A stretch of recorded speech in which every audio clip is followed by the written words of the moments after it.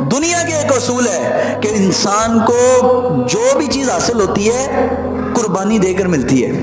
انسان کو یا مال قربان کرنا پڑتا ہے یا وقت قربان کرنا پڑتا ہے یا اس کو اپنی کوئی نہ کوئی صلاحیت قربان کرنی پڑتی ہے. کچھ نہ کچھ قربانی کے عوض میں ہی بندے کو کچھ ملتا ہے.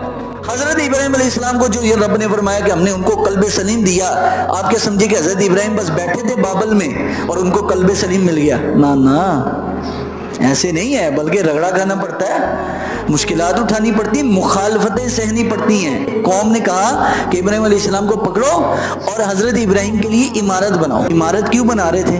کیونکہ قوم کو سچ ہضم نہیں ہو رہا تھا. انہوں نے کہا یہی ہوتا ہے، دلیل کا جواب بعد میں پھر گولی ہوتا ہے. کوئی دلیل کا جواب دلیل سے نہ دے سکے تو پھر کہتا ہے بھائی اس کو ویسے پٹکا دو، مار دو یا کسی سے مروا دو. حضرت ابراہیم کے بھی قوم خلاف ہوئی.